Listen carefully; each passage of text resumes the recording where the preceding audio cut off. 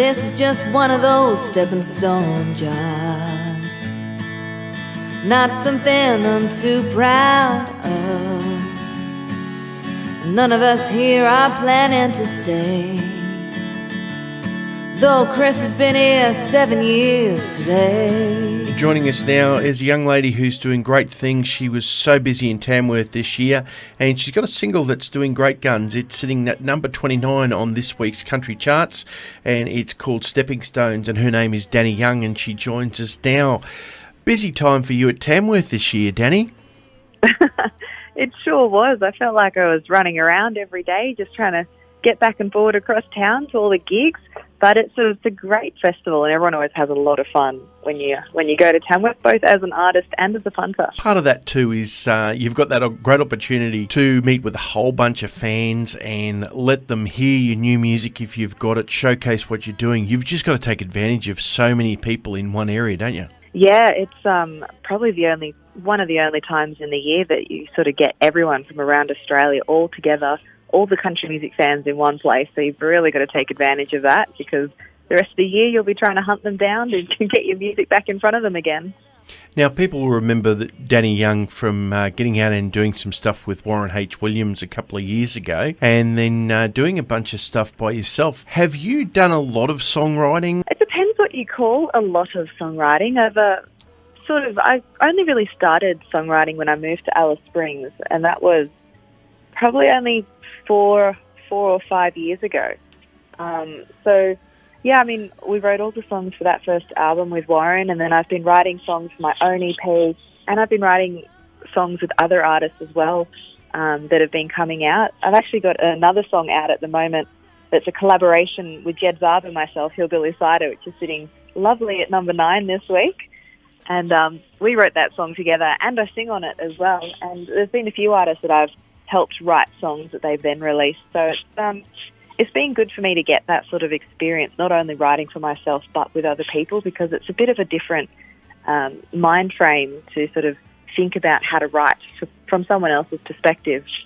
So, that's a big part of what I've been doing to help sort of launch my career, as you could say, because, building relationships with other artists and getting your name out there through their songs as well is a big part of that, as well as doing as much touring as you can and releasing your own songs and, building a fan base online as well. There's so much to be done, but we're all doing our best.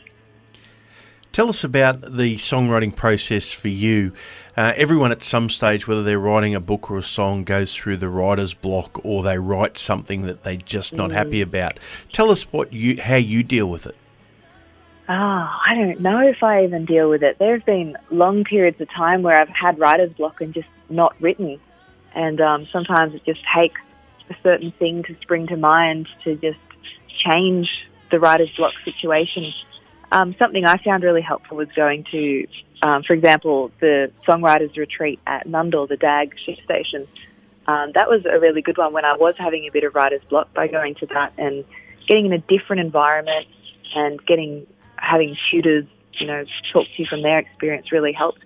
I do find actually a change of environment is really helpful when you're feeling writer's block. And there's actually been songs where I've written, a verse and a chorus, so I don't know what comes next. And I've actually just gone and sat myself in a different part of Sydney. So one song I went and sat in Martin Place and I was able to write the rest of it. Or another song I went and sat in the Queen Victoria building in the heart of Sydney.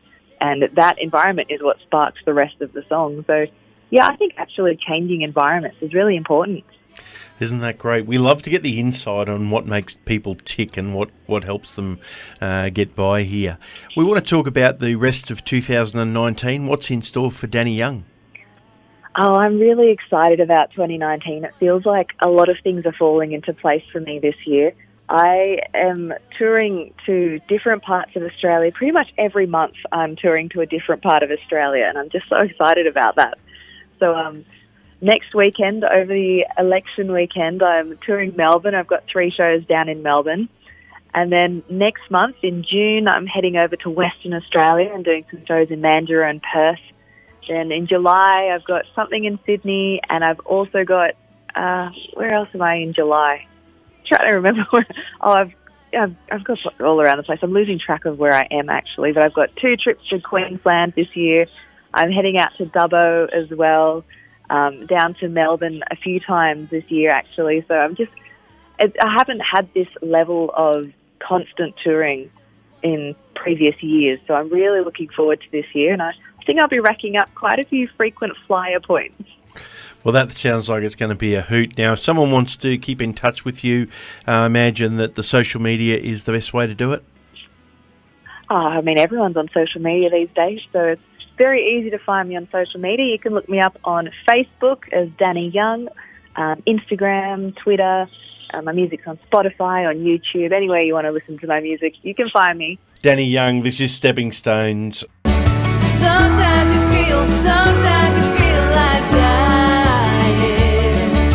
Sometimes you feel like trying. Oh, this is just one of those